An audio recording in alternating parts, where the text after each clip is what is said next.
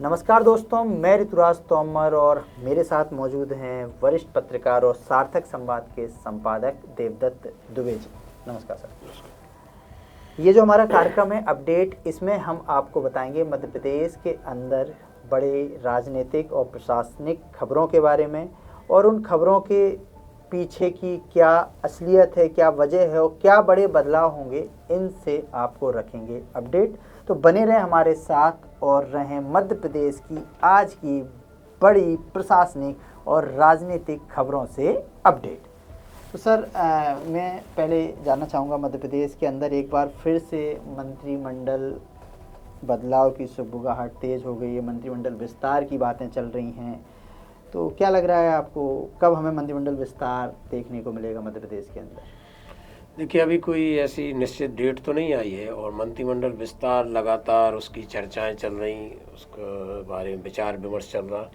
हाल ही में एक बार फिर से चर्चाओं में इसलिए आया कि एक बड़े अखबार को मुख्यमंत्री ने जो इंटरव्यू में कहा है कि हम रिव्यू कर रहे हैं, 2 साल के मंत्रियों के कामकाज की समीक्षा करेंगे और उसके बाद विस्तार करेंगे। तो इसके बाद फिर से ये चर्चाएँ गर्म हो गई। मुझे लगता है कि बिहार चुनाव के बाद मंत्रिमंडल विस्तार मध्य प्रदेश में होगा, बहुत प्रतीक्षित है। और एक तरह से कई लोगों को ड्रॉप करेंगे, कुछ को अंदर करेंगे, ऐसा इनका है योजना। वो अंदरूनी जो खबरें आती रहती उसमें ये चल ही रहा है लगातार। तो जो मंत्री विवादों में रहे होंगे या जिनके परफॉर्मेंस ठीक नहीं रहे होंगे, ये सब समीक्षा में निचोड़ आएगा। उसके आधार पर केंद्र से चर्चा करके वो मंत्रिमंडल का विस्तार करेंगे। लेकिन इस बार ऐसा देखा जा रहा है, आपने भी देखा होगा कि पहले जब कभी मंत्रिमंडल विस्तार की चर्चाएं होती थीं तो नेताओं के समर्थक लिखना शुरू कर देते सोशल मीडिया पे कि हमारे नेता इस बार, हमारे नेता इस बार वो सुगबुगाहट थोड़ा कम देखने को मिल रही है। समर्थकों को नेता संयमित किए हुए हैं क्या? संयमित भी किए हैं और आपने पिछला घटनाक्रम देखा ही होगा कि 2023 के चुनाव के बाद जो समर्थक लॉबिंग कर रहे थे, मतलब अपने अपने उनको कि ये बन रहे मुख्यमंत्री, तो नहीं बने। मंत्रिमंडल विस्तार में भी अधिकांश ऐसे चेहरे आए जिनकी संभावना कम थी और बहुत बड़े बड़े चेहरे बाहर रह गए जिनको तय था कि ये बड़े दावेदार थे, मंत्री तो बनेंगे ही। तो इस कारण अब लोगों ने कहा कि लो प्रोफाइल रहो, पार्टी संगठन संघ जो मूल्यांकन कर रहा है उसके आधार पर निर्णय होगा। तो लो प्रोफाइल रह के अब तो लोग कहते हैं कि भैया हमारे बारे में मत हाईलाइट करना। समर्थकों को भी कहते हैं कि जिंदाबाद मुर्दाबाद बंद करो, क्योंकि अब पॉलिटिक्स का भाजपा में थोड़ा सा पैटर्न बदल गया। जैसे मुख्यमंत्री बने वैसे प्रदेश अध्यक्ष लो प्रोफाइल बने। तो आपने अभी कार्यकारिणी भी देखी, प्रदेश पदाधिकारियों के बड़े चेहरे नहीं देखेंगे आपको। तो लो प्रोफाइल पॉलिटिक्स शुरू हुई है, इसलिए लोग अब लो प्रोफाइल रह के काम करना चाह रहे हैं। आपने बोला भाजपा में पॉलिटिक्स का पैटर्न बदल गया, पैटर्न तो कांग्रेस में भी बदल गया है। पहले कुछ दिनों पहले जो अभी मांडू में कांग्रेस ने 3 दिन का शिविर किया था जिसमें सारे विधायक पहुंचे थे संगठन को मजबूत करने के लिए। अभी फिर से 10 दिन का शिविर हो रहा है पचमढ़ी में जिसमें सारे जिला अध्यक्ष पहुंच रहे हैं। तो यहाँ भी कुछ पैटर्न आपको बदला नज़र नहीं आ रहा है? बिल्कुल, या तो सफलता सबक सिखाती है या असफलता सबक सिखाती है। तो कांग्रेस लगातार जो सत्ता से बाहर है, आप सोचो 2003 से केवल 15 महीने का कार्यकाल छोड़ दें तो लगातार कांग्रेस सत्ता से बाहर है। तो वो ये मूल्यांकन उन्होंने किया होगा, रणनीति वालों ने समीक्षा की होगी आखिर कारण क्या है। तो उसमें सबसे बड़ा जो कारण उनका आया है कि हम लोग प्रशिक्षित नहीं हैं, हमारे बूथ पे मजबूती नहीं है, और कितना ही माहौल फेवर में रहे, आखिरी 2 दिन में हम चुनाव हार जाते। तो इसी के तहत उन्होंने अब संगठन सृजन अभियान चलाया हुआ है। तो इस संगठन सृजन अभियान में उन्होंने जैसे 71 जिला अध्यक्ष बनाए और पहली बार थोड़ा पैटर्न बदल के भी सिफारिशों के आधार पर नहीं बने। और अब उनको 1-2 दिन नहीं, पूरे 10 दिन का प्रशिक्षण। आप समझो कि पचमढ़ी तो लोग गर्मी में जाते, वो ठंड शुरू हो गई और वहाँ दे रहे। और वहाँ उनका जो मीनू मैंने देखा है कि सुबह 5 बजे उठा रहा है जो लोग 10-11 बजे उठते थे। तो पार्टी अपने लोगों को उस पैटर्न पर डाले कि बीजेपी में या संघ के लोग तो हमेशा सुबह 5 बजे उठ जाते, 4 बजे उठ जाते हैं। तो जब वो बताते ना कि जब लोग सो के उठते थे तब बाबूलाल गौर पता चली विधानसभा का भ्रमण करके आ जाते थे। तो ये देख रही होगी पार्टी के कैसे बीजेपी सफल हो रही है और हम कैसे असफल। तो ये उनका अच्छा प्रयास है। उन्होंने पहले विधायकों को, बीजेपी तो हर जनप्रतिनिधि को प्रशिक्षण देती है, जब से वो सरकारों में आने लगी है वो महापौरों को भी, जिला पंचायत अध्यक्षों को भी, विधायकों को, सांसदों, मंत्री, सबको प्रशिक्षण दी थी। तो ये कांग्रेस में भी वैसे पहले भी होते रहे, लेकिन थोड़े वैसे होते थे, हल्के फुल्के औपचारिक है, लेकिन अब पूरा बिंदुवार और कसावट वाला। तो ये महत्वपूर्ण है जो प्रशिक्षण शिविर हो रहा है। इस प्रशिक्षण जो है शिविर हो रहे हैं इस तरीके से, इसका कुछ पार्टी को लाभ आपको मिलता हुआ नजर आएगा, दिख रहा है ऐसा कुछ अभी? अभी तो शुरू हुआ है प्रशिक्षण, पक्का इसमें लाभ देखो, हर प्रशिक्षण लाभ देता है, शिक्षा ज्ञान ये सब लाभ ही के लिए तो है। तो प्रशिक्षण में जो चीज़ें, और उनने ऐसे नहीं, हर विषय के विशेषज्ञ वहाँ बुलाए गए हैं। जैसे मोटिवेशन स्पीकर पवन खेड़ा जी आएंगे, और जो कांग्रेस ही में आजकल और भी आर्थिक मामलों के जानकार आ रहे हैं वहाँ। राहुल गांधी खुद भी आ रहे हैं, राहुल गांधी भी शायद 9 तारीख को आ रहे हैं, खरगे जी का भी। तो मतलब वो कि एक तरह से कसावट आएगी, और जो सीखेंगे, मान लो विद्यार्थी को सिखाया गया 2 पाठ, तो कम से कम आधा पाठ तो याद रहेगा इन 10 दिनों में जितना सिखाए जाएंगे। क्योंकि उनका आधा ही पालन किया तो कांग्रेस के संगठन में बहुत परिवर्तन आएगा। ठीक है ना। आपने जैसा अभी बोला कि आरएसएस या भाजपा में नेताओं का ये रूटीन होता है कि सुबह से उठ के काम पे लग जाना।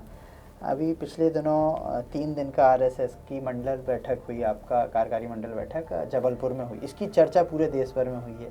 तो मैं आपसे जानना चाहूँगा कि मध्य प्रदेश ही क्यों, मतलब आरएसएस का इतना बड़ा कार्यक्रम मध्य प्रदेश में क्यों, और वहाँ से क्या निकल के बड़ा सामने आया?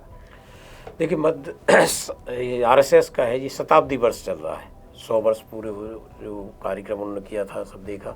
और विजयादशमी पर पूरे देश में जो पथ संचलन हुए उससे संघ में उत्साह आया, क्योंकि लगभग 25 लाख लोग शामिल हुए देश भर में, अलग अलग संचलन। और बताया जा रहा है कि उन्होंने जो समीक्षा की है इन 3 दिनों में, जबलपुर तो इसलिए भी कि नागपुर उनका मुख्यालय है, हेडक्वार्टर, और चूँकि इतने लंबे समय तक मोहन भागवत तो लगभग 1 सप्ताह से जबलपुर में है, और 3 दिन पूरा देश भर का आरएसएस के चुनिंदा लोग हैं। और मध्य प्रदेश वैसे भी संघ के लिए बहुत बनता जा रहा है, मतलब ये देखने को मिल रहा है कि आरएसएस मध्य प्रदेश के अंदर काफ़ी बढ़ता जा रहा है। मध्य प्रदेश पसंदीदा जगह है आरएसएस के लिए, और संगठन भी यहाँ मजबूत करना चाहते। यहाँ तो वो केपी सुदर्शन जी चलेगा नहीं था, एक समय उप मुख्यालय जैसा भोपाल हो गया था। आपने देखा पीएनटी चौराहे पे ठेंगड़ी भवन, छात्र शक्ति भवन, बड़े बड़े भवन तैयार जहाँ लोग आके रुक सकते हैं, बैठ के कर सकते हैं। तो एक तरह से संगठन की दृष्टि से मध्य प्रदेश में, और जबलपुर तो संस्कार था नहीं, जबलपुर ने कई बार दिशा देने के काम किए हैं देश की राजनीति को। आपको हम बता दें, जब तुम शायद बहुत छोटे रहोगे या पैदा भी नहीं हुओगे, शरद यादव जो पहला कांग्रेस के खिलाफ के जो सांसद बने, वो पहले शरद यादव जबलपुर से उपचुनाव में वहाँ से जीते वो। और एक तरह से चिंगारी, बहुत सारे मुद्दे हिंदुत्व के हों या संस्कारों के, बहुत सारे मुद्दों की जन्मस्थली जबलपुर रहा है। तो जबलपुर में संघ ने जो बहुत महत्वपूर्ण निर्णय अब लिए हैं, उन्होंने एक तो घर घर संपर्क अभियान बहुत बड़ा लिया हुआ है, और कुटुंब परिवार परंपरा, और जो उन्होंने पंच परिवर्तन की जो लाइन तय की है उसकी भी रूपरेखा पे इन 3 दिनों में मंथन हुआ है। और इसकी खबरें तो बाहर निकलती हैं। तो कांग्रेस के जिस तरह से कहा कि हम प्रतिबंध लगाने की बात आई, तो उस पर होसबोले जी ने पत्रकार वार्ता में बड़ा अच्छा जवाब दिया कि क्या आधार भी तो बताओगे कि क्या आधार है, हम कौन सा गलत काम कर रहे हैं, क्या है कुछ ऐसा। तो इस कारण ये देश में चर्चा हो गई कांग्रेस ने जो आरोप लगाया। और उन्होंने ये भी कहा कि इतिहास से सबक सीखे, क्योंकि पहले भी प्रयास हो चुके हैं संघ पर प्रतिबंध लगाने के जो असफल रहे। देखिए, ये हमेशा कांग्रेस को ये लगता है कि भाजपा जीतती है उसके पीछे संघ रहता है, संघ के, क्योंकि कमिटेड कार्यकर्ता रहते हैं। वैसे कार्यकर्ता तो पॉलिटिकल कार्यकर्ता कभी कभी लापरवाही कर जाते हैं, लेकिन देखा वो मतदान के दिन सुबह से आपको पोलिंग बूथ के दिन वो कोई बिल्ला नहीं लगाएंगे, कोई पार्टी की बात नहीं करेंगे परोक्ष रूप। जैसे इस चुनाव में मैंने कई संघ कार्यकर्ताओं को ये कहते हुए देखा कि राष्ट्र का मामला है, चुनाव बीजेपी कांग्रेस का नहीं है, ये सनातन का चुनाव है। उसी समय वो कांग्रेस के जो तमिलनाडु जो सब सांसदों के बयान आए थे, आपने सुना हो, तो वो बड़े परोक्ष रूप से, क्योंकि एक अनुसांगिक संगठन तो है ही भाजपा, जो उसके तो 135 या 138 अनुसांगिक संगठन है संघ की, उसी का भाजपा भी एक है जो पॉलिटिकल क्षेत्र में काम करता है। तो ये स्वाभाविक है वो दूसरे के पूरक हैं भाजपा और संघ, और जब वक्त आता तो ये मदद करते हैं। वो सरकार में जब आते हैं तो संघ को विस्तार का अच्छा मौका ही मिलता है। आप देखें कि 15,000 शाखाएँ बढ़ गई पिछले 1 वर्ष में संघ की देश में। तो इस कारण पूरे देश में चर्चा है कि बहुत 3 दिन तक संघ के दिग्गजों ने जबलपुर में जमावड़ा किया और महत्वपूर्ण निर्णय लिए। ठीक है ना। इसके अलावा और क्या मध्य प्रदेश की वो बड़ी खबरें आप देख रहे हैं अभी इन पिछले 1-2 दिनों में, क्या वो बड़े घटनाक्रम हुए हैं जिसको हमारे दर्शकों को जानना चाहिए, क्या वो बड़े? हाँ, ये जो तीनों चर्चा प्रश्न की ये भी महत्वपूर्ण थे, और एक बहुत महत्वपूर्ण घटनाक्रम हुआ है कि जिस तरह से केंद्रीय गृह मंत्री अमित शाह नक्सलवाद के खिलाफ अभियान चलाए हुए हैं पूरे देश में, क्योंकि प्रधानमंत्री नरेंद्र मोदी ने जब ये घोषणा की कि 26 मार्च 31 मार्च 2026 को देश से हम नक्सलवाद समाप्त कर देंगे, तब से गृह मंत्री लगातार इस अभियान में लगे हुए हैं। तो छत्तीसगढ़ में और देश में सब जगह सफाया हो ही रहा है धीरे धीरे। आत्मसमर्पण की बड़ी अच्छी उन्होंने प्रस्तावना रखी है कि नक्सली आत्मसमर्पण कर रहे हैं। मध्य प्रदेश के 3 जिलों में बालाघाट, डिंडोरी और मंडला में नक्सलवादी घटनाएं होती थी। यहाँ तक कि लिखीराम कांवरे तो मंत्री रहते नक्सलवादियों द्वारा मारे गए थे। तो इस कारण नक्सलवाद की यहाँ चर्चा छत्तीसगढ़ में आप देखेंगे, विद्याचरण शुक्ल और कितने नंद कुमार पटेल बड़े बड़े नेता मारे गए नक्सल। इस कारण मध्य प्रदेश छत्तीसगढ़ में बड़ा नक्सलवाद को लेकर लोगों में जिज्ञासा रहती है आखिर क्या हो रहा। तो अपने दर्शकों को हम बता दें कि कल जो बहुत बड़ी घटनाक्रम ये हुआ है कि एक बहुत बड़ी नक्सली जो सुनीता, जिसके बिसरू पिता ओयाम, जो निवासी भैरमगढ़, जिला बीजापुर, बालाघाट के अंतर्गत, तो इसने आत्मसमर्पण किया है। इसके ऊपर मध्य प्रदेश, छत्तीसगढ़ और महाराष्ट्र में 14 लाख रुपए का इनाम था। ये बहुत बड़ी नक्सली थी और जिसने स्वयं आकर आत्मसमर्पण किया है। ये जो नीति उनकी चल रही है आत्मसमर्पण वाली, उसमें, और 10 महीनों में आपको बताएं मध्य प्रदेश में 1,46,00,000 के जो इनामी नक्सली हैं वो निष्क्रिय हो गए या आत्मसमर्पण कर गए या उनको घर बैठा दिया, घर वापसी हो गई है। तो इसका एक बहुत बड़ा असर होगा कि जो सिमटता जा रहा है मध्य प्रदेश में नक्सलवाद, इसकी और टांगे मतलब वो कहते हैं टूट गई है, बिल्कुल एक दम निकल गई है। बहुत बड़ी नक्सली थी। नक्सल खत्म होगा तभी तो उन क्षेत्रों में हम विकास और आगे तक कर पाएंगे, विकास लोगों तक पहुंच पाएगा, क्योंकि कहीं ना कहीं नक्सल की वजह से विकास भी प्रभावित होता है। अरे ठेकेदार कई बार जंगली इलाकों में काम करने नहीं जाते क्योंकि कई घटनाएं हुई, मार दिया गया। तो जहाँ शांति होगी वहीं विकास होगा। तो मध्य प्रदेश तो वैसे भी शांति का टापू है और 3 जिलों में था, वो भी अब सिमटता जा रहा है। तो ये एक सुकून वाली खबर मध्य प्रदेश के स्थापना दिवस के अवसर पर हम मान सकते हैं कि जिसमें नक्सलवाद सिमटता जा रहा है। और ये रणनीति वाकई में अमित शाह की मानेंगे कि उन्होंने जो भी केंद्र से निर्देश भेजे, तो मुख्यमंत्री डॉक्टर मोहन यादव और जो डीजीपी है मकवाना, उन्होंने लगातार योजनाएं बनाई। एक ऐसे अधिकारी को नक्सलवाद प्रभावित क्षेत्र का प्रभारी बनाए, पंकज श्रीवास्तव, जो एसटीएफ के डीजी हैं, और वो लगातार दौरे भी कर रहे हैं, लगातार नक्सलियों को मार रहे हैं और आत्मसमर्पण करवा रहे हैं।